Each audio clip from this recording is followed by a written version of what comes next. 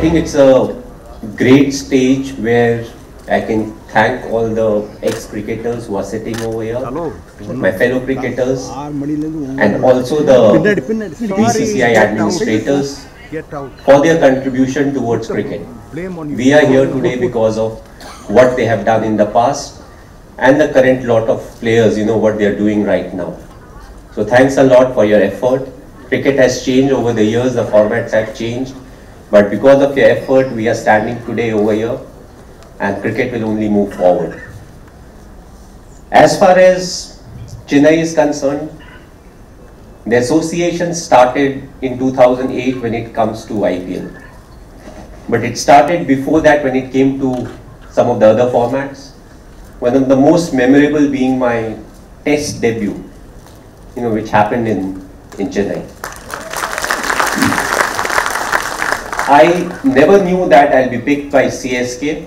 I was in the auction and I got picked, and it gave me an opportunity to understand a culture which was very different from where I actually came from.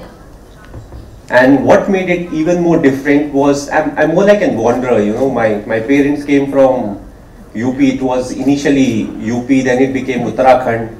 I was born in Ranchi, which was Bihar, then later on became Jharkhand. Got my job at the age of 18 with railways in West Bengal, Kharagpur. And then I came to Chennai. And I believe Chennai taught me a lot. Tamil Nadu taught me a lot. When it came to how to conduct myself, how to appreciate the game. Each and every game that we played at Chepauk, the fans came and they supported good cricket. A lot of times you have that mentality where you want your team to do well, but you don't want your other team, the opponent to do well, which was never the case in Chennai. I think Sachin Paji got one of the best ovations whenever he walked into the ground, even when he was playing for Mumbai Indians. So that was the love and the understanding of the game, when it comes to the fans of Tamil Nadu, when it comes to cricket. We had a very good run. From 2008, we had a very good run when it came to franchisee cricket, but it became interesting in 2020. That was the first season where we didn't qualify to the next stage of IPL. It gave us a chance to test the real character of the franchisee, because when the going is good, you always keep talking about what you do, what is the process that you follow, but it gave us an opportunity to earn the respect of the players and the fans. Because we said we believe in the process, we don't believe in the result, and the result definitely didn't go in our favor in the 2020, and I feel we earned the respect of the men because they said this is what they do. They walk the talk, and that's one of the main reasons why I believe we came back strongly and we were able to win the title this year. It will always be a challenge, and that's what cricket is all about. If the other franchises were not strong enough, we won't be talking about TRPs. But overall, it's the fan following that CSK has got. But I won't like to limit the fan following only to Tamil Nadu. I think it goes much beyond that. It goes beyond the state of Tamil Nadu, and it goes beyond the border of India. Wherever we have played, whether we are playing at Chepauk or we go to Bangalore, we go to Mumbai, we go to Delhi, or when we have played at Durban, Joburg, or Dubai, we have got the most support, wherever we needed them. So I would like to thank the fans for supporting us the way they have done, even through the lean patch. 2 years we were missing, and those 2 years were the most talked about years when it came to CSK in the social media. That's what fans are there for. When we are not doing well, when we are not there, they backed us. I've always planned my cricket. My last game that I played was in Ranchi. The ODI version, the last home game, was at my hometown in Ranchi. So hopefully, my last T20, it will be in Chennai.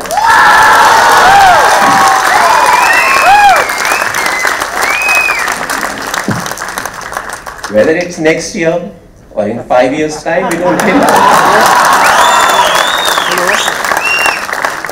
So, on that note, thanks for coming. It's a real pleasure being here. உரையை தொடங்குவதற்கு முன்பு ஒரு செய்தியை நான் சொல்லி ஆகணும். நம்முடைய India cement Srinivasan அவர்கள் இந்த நிகழ்ச்சிக்கு நீ வந்துட வேண்டும், முதலமைச்சராக வந்துட வேண்டும் என்று அழைத்தார்கள். அவரை பொறுத்தவரையில் நான் முதலமைச்சராக வந்திருந்தாலும் என்னை பொறுத்தவரையில் தோனியினுடைய ரசிகராக நான் வந்திருக்கிறேன். நான் மட்டும் வரல, எங்க பேரன் பேத்திகள்லாம் வந்திருக்கிறாங்க. எல்லாரும் அவருடைய ரசிகர்கள். ஏன் எங்க அப்பா முத்தமிழறிஞர் கலைஞர் அவர்களும் தோனியுடைய ரசிகர் தான். அதனால மகிழ்ச்சியா வந்திருக்கிறேன், பெருமையோடு வந்திருக்கிறேன், பூரிப்போடு வந்திருக்கிறேன்.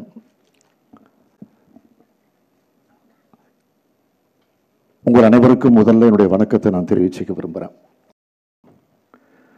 இந்தியா சிமெண்ட்ஸ் நிறுவனத்தினுடைய நிர்வாக இயக்குனர் மதிப்பிற்குரிய திரு சீனிவாசன் அவர்களே, சென்னை சூப்பர் கிங் அணியினுடைய கேப்டன் என் மனம் கவர்ந்த மகேந்திர சிங் தோனி அவர்களே, இந்திய கிரிக்கெட் கட்டுப்பாட்டு வாரியத்தினுடைய செயலாளர் திரு ஜெய் ஷா அவர்களே, ஐபிஎல் தலைவரும் முன்னாள் கிரிக்கெட் வீரருமான திரு பிரிஜேஷ் பட்டேல் அவர்களே, இந்திய அணிக்காக விளையாடிய தலைசிறந்த ஆல்ரவுண்டர் திரு கபில் தேவ் அவர்களே, தமிழ்நாடு கிரிக்கெட் சங்கத்தினுடைய தலைவர் திருமதி ரூபா குருநாத் அவர்களே, விழாவிற்கு வருகை தந்து சிறப்பித்துக் கொண்டிருக்கக்கூடிய நீர்வளத்துறை அமைச்சர் மாண்புமிகு துரைமுருகன் உள்ளிட்ட அமைச்சர் பெருமக்களே, சட்டமன்ற நாடாளுமன்ற உறுப்பினர்களே, கிரிக்கெட் விளையாட்டு வீரர்களே, அன்புக்குரிய ரசிகர்களே, உங்கள் அனைவருக்கும் என்னுடைய அன்பான வணக்கம். ஐபிஎல் கிரிக்கெட் விளையாட்டு போட்டியில் வெற்றி பெற்ற சென்னை சூப்பர் கிங்ஸ் அணியினரை வாழ்த்தி பாராட்டுகிற விழாவில் பங்கேற்கக்கூடிய வாய்ப்பு பெற்றமைக்கு நான் மகிழ்ச்சி அடைகிறேன். இந்த வாய்ப்பை எனக்கு உருவாக்கி தந்திருக்கக்கூடிய திரு சீனிவாசன் அவர்களுக்கு என்னுடைய உளமாற நன்றியை நான் தெரிவித்துக் கொள்ள விரும்புகிறேன். சென்னை என்றாலே சூப்பர் தான். மீண்டும் ஒரு முறை அது நிரூபிக்கப்பட்டிருக்கு. அதற்காக இந்த பாராட்டு விழா நடந்துகிட்டு இருக்கு. நான் இங்கே இருந்தாலும், இந்த நிகழ்ச்சியிலே, இந்த விழாவிலே கலந்து கொண்டிருந்தாலும், முதலமைச்சர் என்கிற முறையிலே கலந்து கொண்டிருக்கக்கூடிய என்னுடைய மனசு இப்போ நாட்களாக பெஞ்சிட்டு இருக்கக்கூடிய மழையை பற்றி தான் நினைச்சுக்கிட்டு இருக்கிறேன். வெள்ளம் எங்க பார்த்தாலும் ஓடிக்கிட்டு இருக்கு. அதற்குரிய பாதுகாப்பை, நிவாரண பணிகளை எப்படி நடத்தணும் என்பதுதான் சிந்திச்சுக்கிட்டு இருக்கிறேன். இப்படிப்பட்ட ஒரு நெருக்கடியான நேரத்தில் சிறிது நேரம் கொஞ்சம் இளைப்பாறலாம் என்று எண்ணிக்கொண்ட நேரத்தில் தான் இந்த விழாவில் நான் கலந்து கொண்டிருக்கிறேன். கோட்டைகளை இருந்தாலும் குடிசைகளை பற்றி நினைத்தபடி இருக்க வேண்டும் என்று எங்களை எல்லாம் ஆளாக்கி எங்களுடைய முத்தமிழறிஞர் கலைஞர் அவர்கள் கூறியிருக்கிறார்கள். அத்தகைய எண்ணத்தோடு தான் இந்த மேடையில் நான் நின்று கொண்டிருக்கிறேன். நானும் கிரிக்கெட் விளையாட்டில் ஆர்வம் உள்ளவன் தான். சென்னையில் மேயராக இருந்தப்போ காட்சி போட்டிகளில் நான் விளையாடி இருக்கிறேன், போட்டிகளையும் நடத்தி இருக்கிறேன். இந்திய கிரிக்கெட் அணி முதல் முறையாக உலகக்கோப்பை வென்றபோது அதற்கு தலைமை தாங்கி வழிநடத்தியவர் கம்பீரமான வீரராகி வீட்டிருக்கிறாரே கபில் தேவ் அவர்கள். நான் சென்னை மேயராக இருந்தப்போ சேப்பாக்கம் மைதானத்தில் நடைபெற்ற கார்கில் போர் நிதிக்கான காட்சி போட்டியிலும் அவரோடு சேர்ந்து மேயர் என்ற முறையிலே விளையாடக்கூடிய வாய்ப்பு எனக்கு கிடைச்சது. கபில் தேவ் அவர்களுக்கு பிறகு இந்திய அணிக்கு உலகக்கோப்பையை பெற்று தந்தவர் தான் நம்முடைய தோனி அவர்கள். இந்த மேடையில் கேப்டன் தோனி இருக்கிறார், அவரை பாராட்டுவதற்காக வந்திருக்கிறேன். தோனி அவர்களுடைய சொந்த மாநிலம் ஜார்க்கண்ட். ஆனால் இப்போது அவர் ஏறத்தாழ சென்னைக்காரர் போலவே ஆகிவிட்டார். தமிழ்நாட்டு ரசிகர்களுடைய செல்ல பிள்ளையாக இருக்கிறார் இப்போ அவர். Dear Dhoni, you may be from the state of Jharkhand, but the people of Tamil Nadu love you as one among us. தமிழர்கள் பச்சை தமிழர்கள் என்றால் தோனி அவர்கள் மஞ்சள் தமிழர்.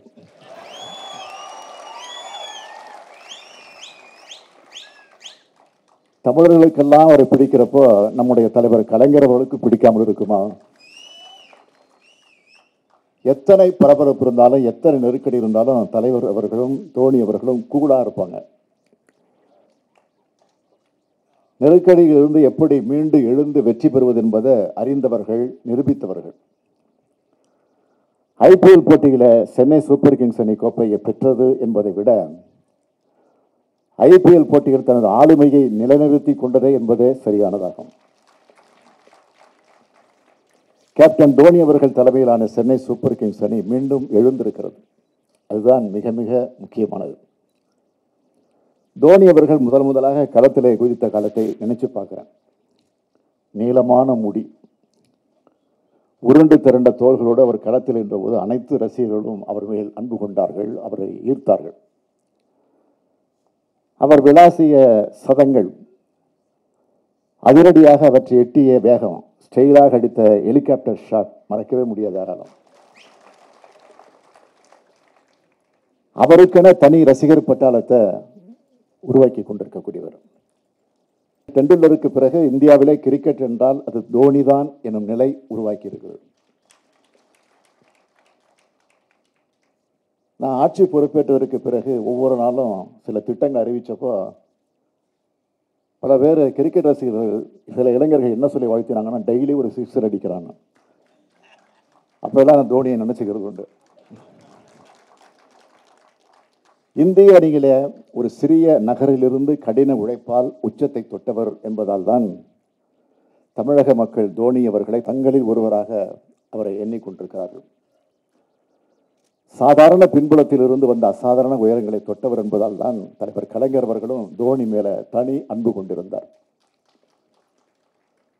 தலை சிறந்த பினிஷர், விக்கெட் கீப்பர், விளையாட்டு வீரர் என்று சொல்வதை விட சிறந்த கேப்டன்ஷிப்புக்கான அடையாளம் அவர் என்று சொல்வதே சரியானது என்று நான் நினைக்கிறேன். திறமையாக விளையாடலாம், தனித்து வெற்றி பெறலாம், ஆனால் ஒரு அணியை வழிநடத்துவது என்பது மிக மிக பெரிய சவாலானதாகும்.